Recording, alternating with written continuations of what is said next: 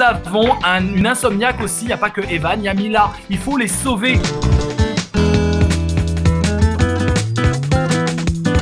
Quels sont les enfants là qui connaissent ce drôle de mot? Somnambule. Evan nous dit que c'est quand on marche en dormant, genre comme ça, comme dans les dessins animés. C'est quelqu'un qui dort mais qui se lève et qui marche. Pas mal. Alex, c'est une personne qui se lève la nuit sans être consciente. Oh, que c'est beau comme définition. Sans être consciente, ça veut dire qu'on ne sait pas. Être conscient, ça veut dire qu'on sait. Donc, si je me lève mais que je ne sais pas, comment je sais que je me suis levé? Ça, c'est de la question, mes amis. Alors, Apolline, c'est quand tu cherches les gâteaux de maman la nuit. Oh, t'es sûr que t'es somnambule ou tu fais pas plutôt exprès pour manger en fait les gâteaux quand tout le monde est en train de dormir? Non, je vous jure, je suis en train de dormir. J'ai pas conscience que je suis en train de manger les gâteaux. Je vous jure, je suis dors là. Regardez, je dors là. Ouais, mon œil, oui, mon œil là, mon œil. Hein? Moi, je suis insomniaque. Ah, insomniaque, c'est pas pareil, Mila. Qu'est-ce que ça veut dire, insomniaque? Il y a toujours le mot somme qui nous renvoie au dodo. Hein. Maëlle, ça t'est arrivé d'être somnambule? Comment tu le sais, Maëlle? Comment tu sais que tu es somnambule alors que quand tu es somnambule, tu dors? Ça devient de plus en plus dur. Il y en a plein qui sont comme ça, déjà en train de cuire du cerveau. Hein. Attention, on travaille les définitions, les enfants. Définition, ça veut dire expliquer le sens d'un mot. Alex nous dit, insomniaque, c'est quelqu'un qui se réveille en pleine nuit. Non, faux, mauvaise définition d'insomniaque. Anaël, c'est les autres qui nous le disent. Bah oui, tout à fait, c'est les témoins. Ouais, c'est quand quelqu'un a du mal à dormir, insomniaque, jusqu'au matin. Alors, vous voyez la différence? Le somnambule, c'est celui qui, pendant qu'il dort, il a au moins la chance de dormir. Hein, le somnambule, il a au moins la chance de dormir, même si il fait de la gymnastique, il va aux toilettes, il bouge, il danse. Vous le voyez danser en dormant. Ah, il danse comme ça en dormant. Donc ça, c'est le somnambule. Insomniaque, ça veut dire qu'en fait, bah, vous n'arrivez pas à trouver le sommeil. Parce qu'il y en a qui sont insomniaques là. Qu'est-ce qu'on peut leur conseiller quand on n'arrive pas à dormir le soir pour réussir à dormir malgré tout, à votre avis? J'ai hâte de lire vos solutions. Comment pourrait-il trouver le sommeil, notre Evan qui est avec nous là?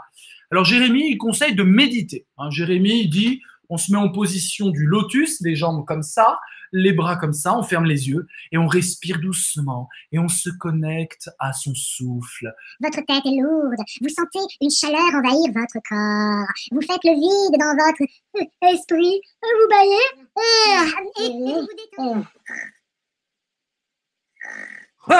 Qu'est-ce qui se passe?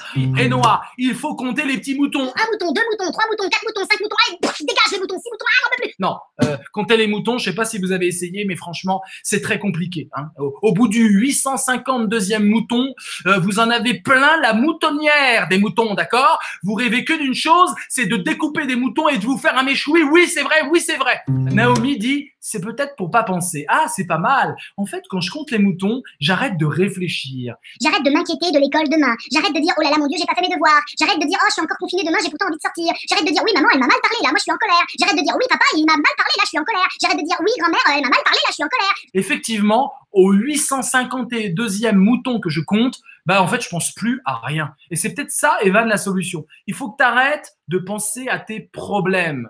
Mais c'est facile à dire, c'est plus difficile à faire. Comment on pourrait conseiller à Evan d'arrêter de penser à ses problèmes, aux choses qui le préoccupent? Alors, Céleste, elle dit, il faut écrire le rêve que j'aimerais faire. Ça, c'est une super idée, Céleste. Ah, nous avons un cas spécial, mes amis, c'est Apolline. Elle ne compte pas les moutons, elle compte les mouches. Une. Je ne sais pas combien il y a de mouches dans sa chambre, mais à mon avis, il y en a beaucoup hein, pour qu'elle trouve le sommeil. 8e mouche, ok. 11e mouche. Et au bout de la 852e mouche, elle s'endort. Peut-être qu'on a mal réfléchi. On a voulu tout de suite trouver la solution pour les insomniaques. On a plongé à vouloir répondre. Mais la philosophie, c'est pas répondre. La philosophie, c'est questionner. Ici, on est en classe de philosophie. Il faut pas faire comme les moldus. Il y a une question, t'arrives pas à dormir, bah t'as qu'à lire un livre, et puis ça ira mieux. Ah, t'arrives pas à dormir, bah t'as qu'à compter les mouches, ça ira mieux. Ah, t'arrives pas à dormir, bah t'as qu'à compter les moutons, ça ira mieux. La vraie question, c'est pas qu'est-ce que je peux faire pour dormir.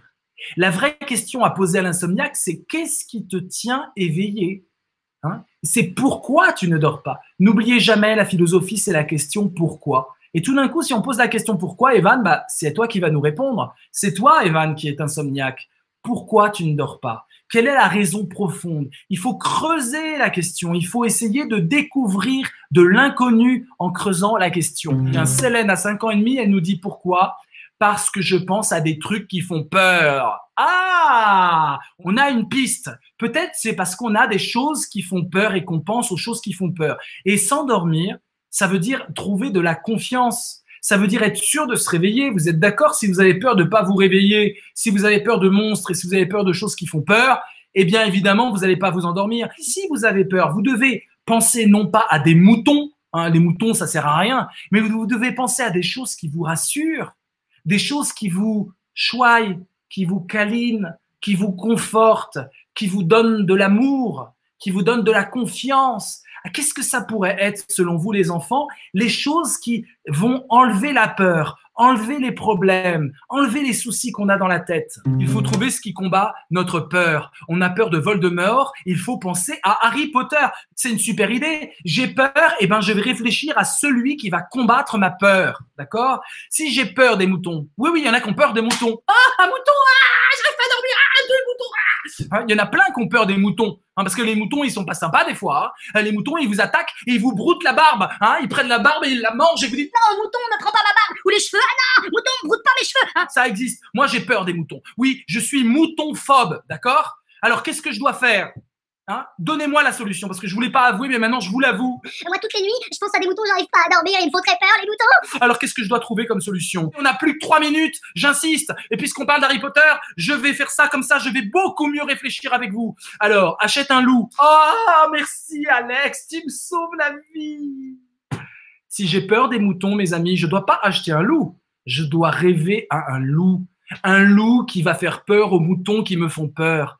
Je dois trouver l'antidote de ce qui me fait peur. Jérémie dit prendre son doudou et penser à ceux qu'on a aimés dans la journée. Ça, c'est une solution. Evan, Mila, vous allez penser au contraire de vos peurs. Si vous avez peur du loup, pensez au chasseur. Si vous avez peur des moutons, pensez au loup. Et puis, ce que dit Jérémie est super intéressant. Pensez à ce que vous aimez dans la journée. Faire un bilan de la journée. Quelles sont les choses géniales que j'ai vécues aujourd'hui? J'ai bien mangé. Waouh, c'est super. J'ai philosophé aujourd'hui. Mais alors, je peux dormir. Hein, finalement, les enfants, est-ce que c'est pas la philosophie qui vous aide aussi à vous endormir, mais aussi à vous réveiller? C'est ça la philosophie. Je suis désolé. Hein. La journée, parfois, on pense pas à des choses. La philosophie, elle vous réveille encore plus parce qu'on peut être encore plus réveillé que réveillé. Vous êtes réveillé, mais vous n'avez pas vraiment conscience des choses. Mais quand vous posez la question pourquoi, quand vous cherchez à argumenter, vous êtes encore plus vigilant, vous êtes encore plus réveillé. Et donc, la philosophie peut nous réveiller encore plus quand on a besoin de se réveiller, nous faire mieux comprendre les choses, nous faire mieux définir les choses, nous faire mieux approfondir les choses. Mais la philosophie, l'art de devenir sage par la tête, elle est capable aussi de calmer nos peurs. Et donc, on réfléchit à sa journée, on réfléchit aux belles choses qu'on a vécues dans sa journée et on se dit « Waouh, quelle bonne journée j'ai passée. Vivement demain, il faut que je sois en forme. » Et vous rêvez de votre journée, des belles choses et vous allez vous endormir. Je vous recommande, les enfants, ce soir, de tous philosopher sur la journée que vous venez de passer, sur les super choses qui vous sont arrivées. Et la prochaine fois, mercredi prochain à 16h20, vous allez me dire si vous avez bien dormi.